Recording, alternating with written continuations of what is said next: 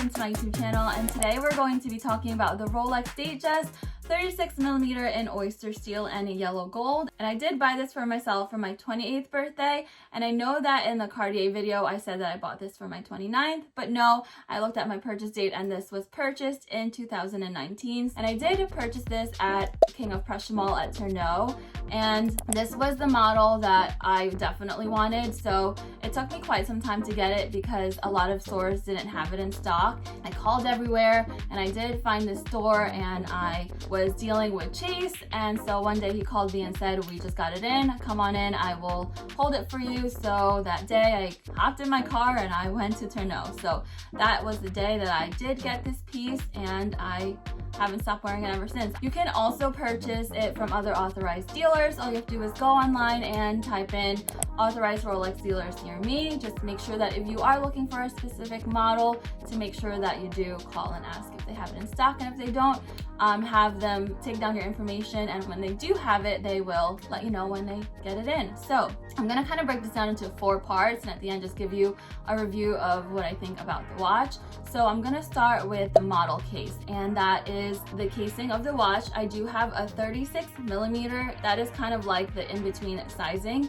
And they do have Datejust, that's what they call it, and that is a 28mm, I believe. And I was kind of in between a 36 or a 41 because I love big watches. I'm a big watch girl. I was never into small watches, and I feel like for my first ever Rolex, let me go with the 36. Does also have the winding crown right here, so this is what you use to wind the watch, change the date, or self-wind it again if it stops working. And also I have the fluted bezel, and that is what's around the casing. Other ones, you can tell that other people have a diamond bezel or they just have a regular bezel. I like the fluted one. I think it's a little classy and it's timeless, and I feel like the entire watch is just timeless, and you can just wear this forever and it will never go out of style. The casing is actually crystal. It's anti-scratch sapphire crystal. It also has a cyclops lens, so it zooms in on the date. Now, movement. When it comes to movement, this is perpetual.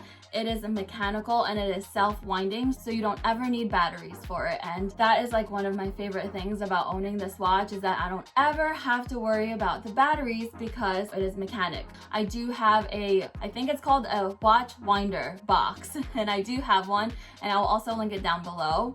I actually bought it from Amazon, and it's worked for me. I've had it and that's all I use. So when I'm not wearing it, I will put it in the box, or sometimes I do forget. So if it's over 70 hours, you just have to go ahead and self-wind it and it'll work again. When it comes to the bracelet, I do have the Jubilee bracelet, so that is the Jubilee.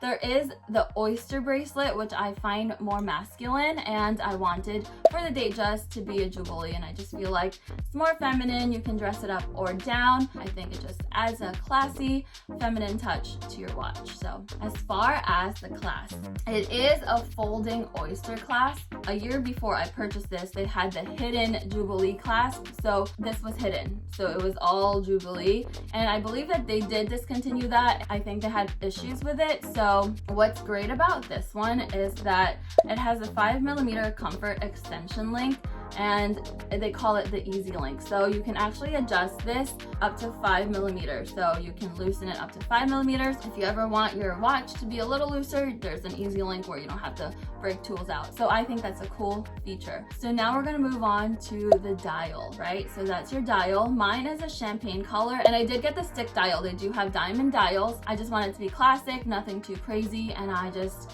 wanted the stick dial. Let me take it up again and show you. So one day I was in a dark room and I looked down and it was glowing, and I was like, oh my god, my watch is glow in the dark. They actually have a chroma light display, and it has a blue luminescence to it. So I think that's kind of cool, right? Yeah, what I think about the watch, I love it. I absolutely love this watch. I used to be into my Michelle watches, and I'm so sorry, but they have been in the watch box for a long time because all I wear is this. But yeah, I am planning to get the Submariner next, or the Daytona, but whichever I find first, it's probably gonna be the Submariner, and I am gonna go big. So I'm gonna get the 41mm because I just wanted a nice casual watch to get, and then I will stick with this one when I'm dressed up. When you do go to the store, this is what you receive. You do get, you know, your Rolex bag, your green bag, and then it comes with this Rolex case that comes with this.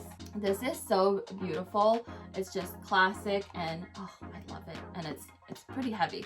So when you open it, this is what you get. All of your paperwork that you really need is inside here. So you do get this card, and it has your serial number, your model number, and the color.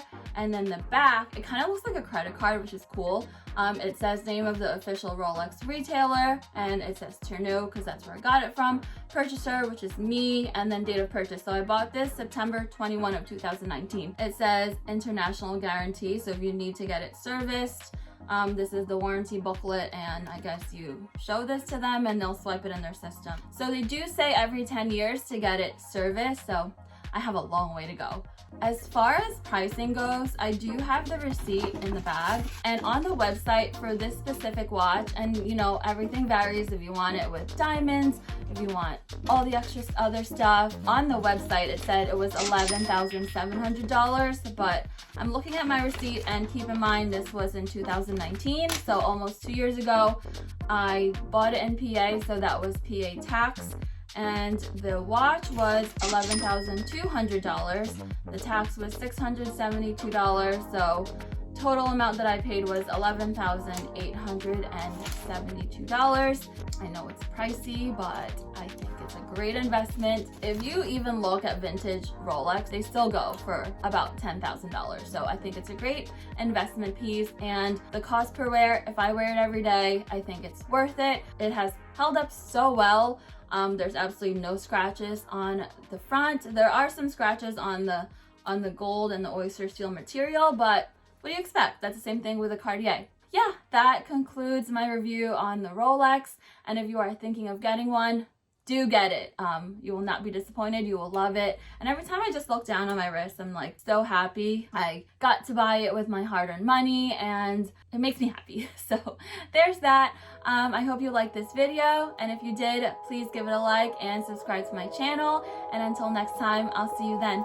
Bye.